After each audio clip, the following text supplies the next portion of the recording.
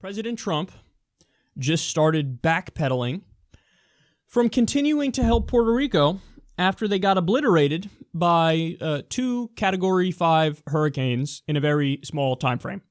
So he said this: Puerto Rico survived the hurricanes. By the way, bottom up, because that's how this was on Twitter. Puerto Rico survived the hurricanes. Now a financial crisis looms, largely of their own making, says Cheryl Atkinson. A total lack of accountability, say the governor. Electric and all infrastructure was disaster before hurricanes. Congress to decide how much to spend. We cannot keep FEMA, the military, and the first responders who have been amazing under the most difficult circumstances in Puerto Rico forever. He says this, okay, as the death count right now is over 100 and going up. He says this as there's still over 100 people missing, and as 84% of the island still doesn't have electricity. Think about that number. 84% of Puerto Rico still does not have electricity. The hurricane was a fucking long time ago now. 84% of the island, 84% doesn't have electricity.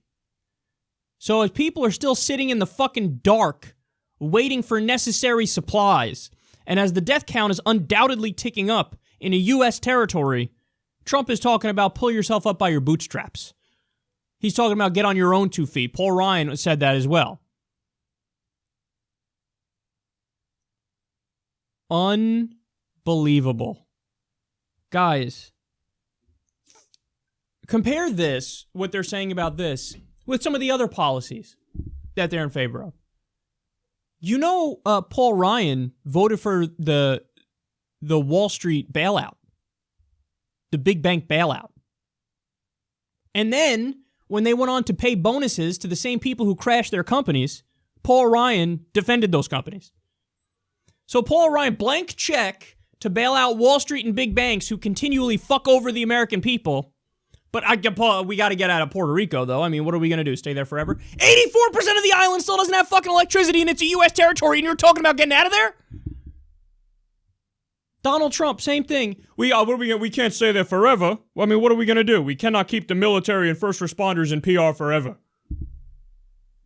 Weird, because you now have the exact opposite position on Afghanistan.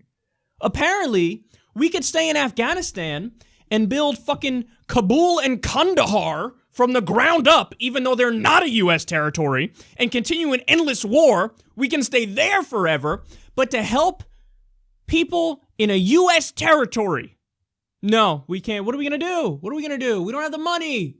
We don't have the money to help people in Puerto Rico who are struggling, U.S. territory. We don't have the money to help them, but we do have, an extra $100 billion to add an increase in our military budget.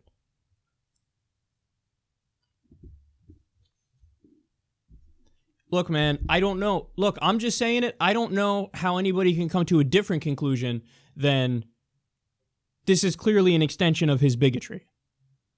Because, he never says this about Florida or Texas.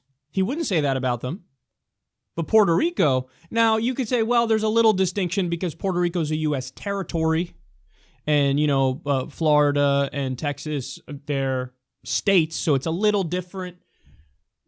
But listen, if you're going to have the administration and Donald Trump and guys like Paul Ryan say, yes, endless war in fucking Afghanistan and spend all the money you want to fucking militarily obliterate a country, and again, keep it real, it's more about jacking natural resources, and it's more about keeping the status quo as it is, and the U.S. being the only sole superpower on the planet, and yada, yada, yada. But if you can say endless war, blank check, but to help people in a U.S. territory, we got to get out now, well, then what?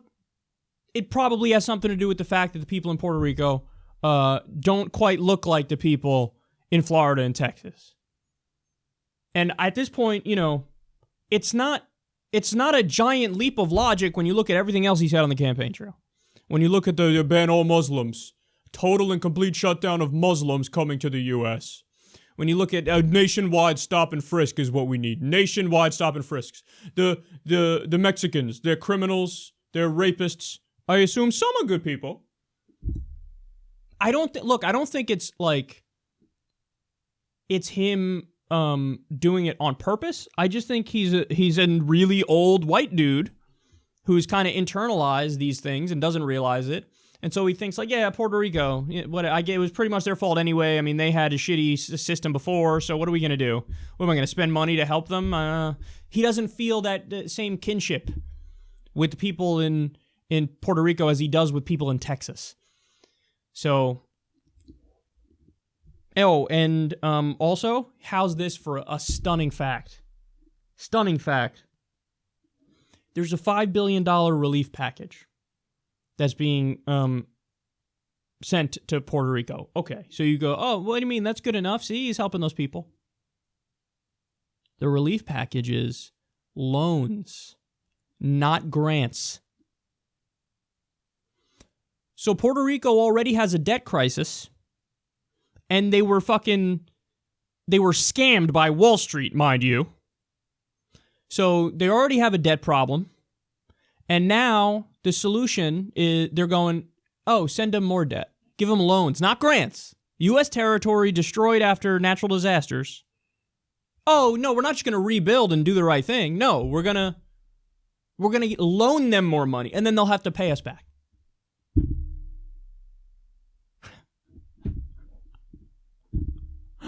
Wow, man. That's fucking ridiculous. And listen, there's been a few articles about this, and hey, facts are facts, right? How Cuba's responded and rebounded after these hurricanes versus Puerto Rico. Well, one of those places is a U.S. territory, and it's supposed to have the backing of the world's richest country. The other place is an isolated, communist island. You would think, well, come on. Obviously, the U.S. territory is going to rebound faster. They had similar damage, got fucking hammered by 2 hurricanes. Guess which one is bouncing back faster? Yeah, the one that it's not politically correct to say.